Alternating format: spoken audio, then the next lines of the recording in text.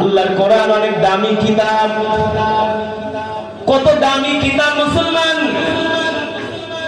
আল্লাহর কোরআনের একটা অক্ষর যদি এক পাল্লায় দেওয়া হয়, সারা পৃথিবী আটটা জান্নাত যদি এক পাল্লায় দেওয়া হয়, আল্লাহর কোরআনের এই অক্ষরের পাল্লা ভারী হয়ে যাবে। এই কোরআন এত দামি কোরআন, এই কোরআন এত দামি কোরআন, এই কোরআন কোন সাধারণ কোরআন নয়, এই কোরআন কোন সস্তা বিষয় নয়, ঠিক কিনা বলেন? ও যুবক, এই কোরআন কত দামি কোরআন!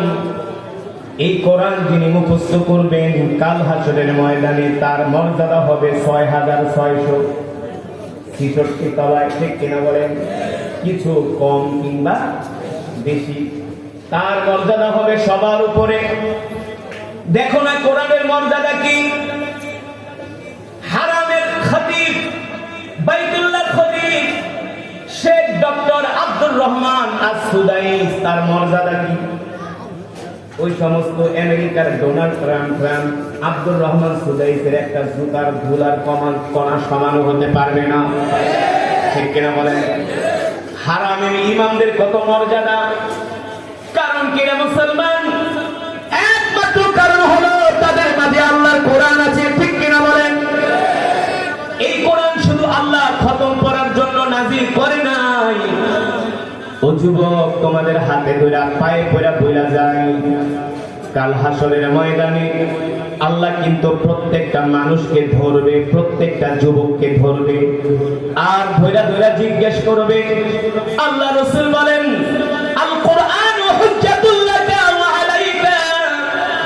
আল্লাহর নবী বলেন, আল্লাহ তাআলা আমার উপরে যে কোরআন নাযিল করেছে উম্মত, এই কোরআনের আমাদের প্রতি হক আছে। বাবার প্রতি সন্তানের যেমন হক আছে, সন্তানের প্রতি বাবার যেমন হক আছে, মায়ের প্রতি সন্তানের যেমন হক আছে, সন্তানের প্রতি মায়ের যেমন হক আছে, ছাত্রের প্রতি ওস্তাদের যেমন হক আছে, ওস্তাদের প্রতি ছাত্রের যেমন হক আছে।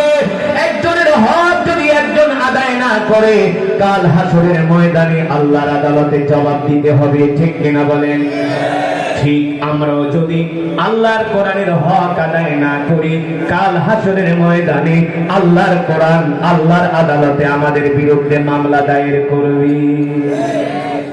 আল্লাহর কোরআন বলবে, মাবুদ, আপনার এই বান্দাগুলো দুনিয়ার জমিনে কোরআনের হক আদায় করে নাই, তাহলে কোরআনের হক আদায় কিভাবে আমরা করব জানার দরকার আছে কি আছে না?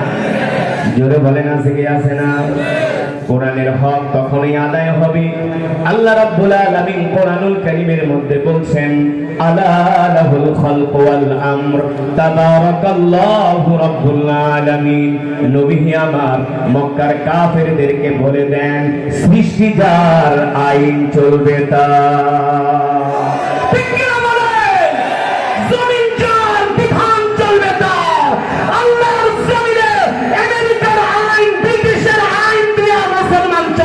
পারে না। আমেরিকার ব্রিটিশের আইন দিয়া যে মুসলমান রাষ্ট্র চালায়, ওরা হলো মুনাফিক। ওরা হলো কি? মুনাফিক। এরদোয়ান মুনাফিক, পাকিস্তানের প্রেসিডেন্ট শাহবাজ শরীফ মুনাফিক, ডক্টর ইউনূস মুনাফিক, মোহাম্মদ বিন সালমান মুনাফিক। কেন তোমরা কোরআন দিয়ে রাষ্ট্র চালাও না?